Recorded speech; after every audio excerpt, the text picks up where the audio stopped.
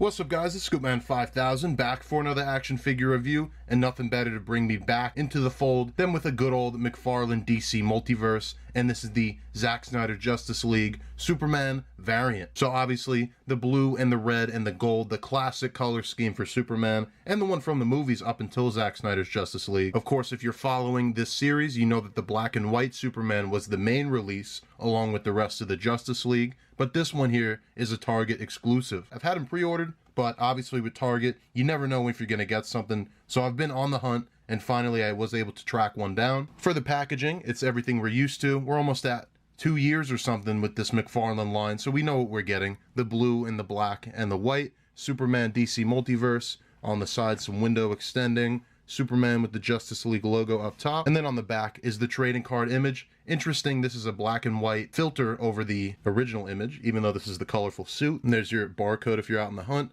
but I think the best way to do it is with the DPCI. But nonetheless, let's get to it. Let's open up Superman and let's take a look. And here is Superman out of the packaging, and not a whole lot in the package. In terms of accessories and pack-ins, as always with these McFarlanes, you're getting a trading card. And interesting, on the back it says Justice League Director's Cut. So these figures were definitely being made before they even knew the full extent of the project. And then he's coming with the flight stand as opposed to the black figure stand because he is a flying character. Golden Wonder Woman, a few other figures have come with this, and I don't mind the stand, but I have noticed that a lot of mine, over time, they've become pretty loose. And that leaves us with Mr. Cavill himself, Clark Kent, Superman, and this is a look that wasn't in the movie. This is not from Zack Snyder's Justice League. Obviously, we got the black and white version, and bringing in that figure, you can see it's the exact same figure, just a different coat of paint on this guy. This is the Snyder version, and I guess you could say this is the Joss Whedon Justice League, the original cut, but that suit was a lot lighter blue. This is definitely a lot closer to Batman vs Superman, and even Man of Steel maybe, but I think in terms of the sculpt and the colors, this is definitely closest to Batman vs Superman. So when it comes to the head sculpts on these guys, for these movie figures, this whole Justice League wave, pretty lackluster, honestly kind of bad on some of them. Aquaman wasn't very good. The Wonder Woman 84 figures weren't very good. The unmasked Bruce Wayne, I think Cyborg looks good. The Flash looks good.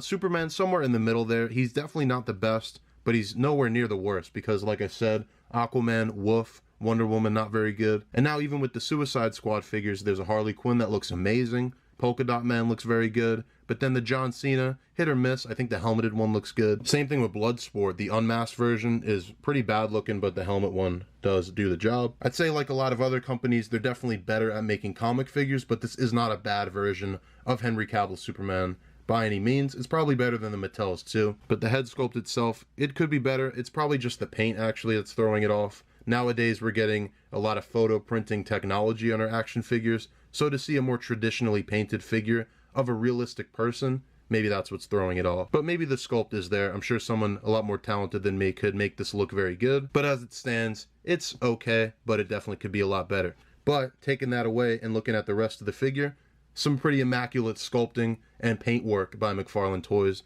really what their specialty is. And the Snyder Superman suit is a beautiful design, has all these different intricate kind of textures to it, all these Kryptonian patterns carved into his suit. You could see on the arms here, and then even the little gauntlets and the lines going down his kind of lower abdomen here. And these are kind of more accentuated in some movies more than others. I feel like it was a silver color maybe in Man of Steel. In the Joss Whedon Justice League, there was like lighter blue tones. Don't remember what exactly the color was in Batman vs Superman, but either way, they didn't really paint those extra details. And maybe some highlights there, either a darker or a lighter blue would have been better, but it still looks good. It still looks pretty accurate to the screen. That logo here with the metallic red and gold looks pretty spectacular. Definitely at this scale, at this cost, that's probably the best it's ever looked. And then he's got the rubber trunks like most McFarlanes do with the gold belt painted on. So at the very least, a small amount of paint on this figure, but it does get the job done. And then down at the legs, we're getting that same texture. The boots have some nice sculpt. And then the cape, it's very heavy. It's very thick in the middle here. You can see it's supposed to look like it is folded up,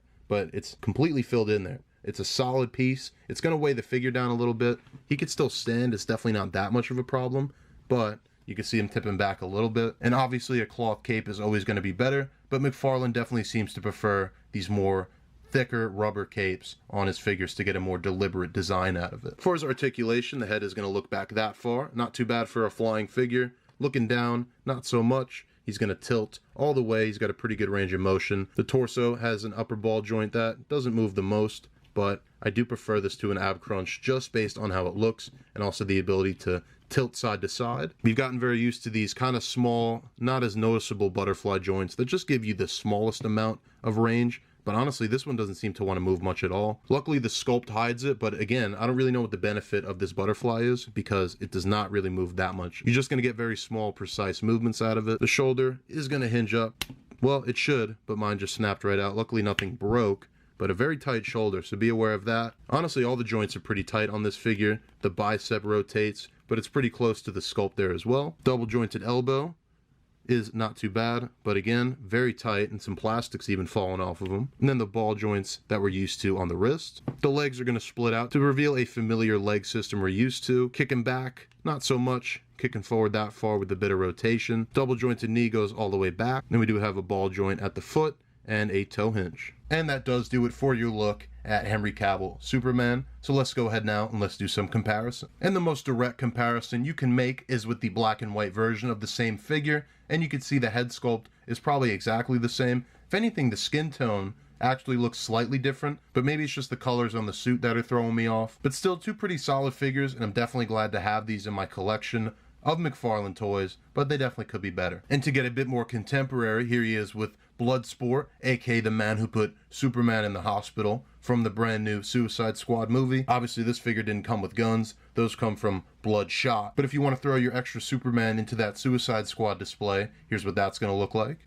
And for an idea of what your Justice League display is going to look like, here's all the McFarlane figures of the main lineup. Obviously, it's more fitting to have the black suit in this display, but if you want to go with the more traditional colors, or for some reason you prefer the Joss Whedon version, well, here you go. I will say the scale is decent for this line. Wonder Woman's still way too tall, and Batman is actually too short, because he should be a bit taller than Superman. But the Batman here is actually the shortest figure of the bunch, which is definitely not accurate. Otherwise, it's not so bad. And finally, here he is with the big bads of Snyder's Justice League. We got Darkseid, or more accurately, Uxas, and then we got Steppenwolf. I really want to like both of these figures, but I really have a lot of trouble with the articulation on these guys, and Steppenwolf doesn't want to stand at all. He's leaning against the backdrop.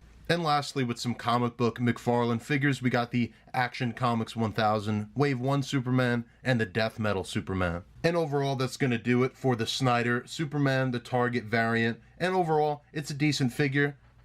I think I prefer the black and white because that is Zack Snyder's Justice League. That's that figure's identity. This one, I do like Batman vs Superman a lot, and that's what this is going to represent for me. And I think out of all the variants and stuff like that, repaints that McFarlane likes to do, this is definitely one that was 100% justified. Of course, this is the more iconic look for Superman, and I think if we didn't get this repaint, it would have been questionable. So I'm glad they did it. I'm glad I was able to find the figure, and I'm glad to be back on YouTube making some reviews for you guys. Definitely leave a like and check out some of the older videos as we try to bring this stuff back and try to make some more reviews happen. I got plenty of stuff coming out. I don't know when and I don't know what, but I've been buying figures still. That's definitely not a problem. So there's plenty to talk about, plenty to review. So you're going to want to stick around and check out the rest of those videos. As always, I'll leave it up with some pictures and leave them up on my Instagram as well, Scoopman_5000. Thank you guys for watching. I'll see you in the next action figure review.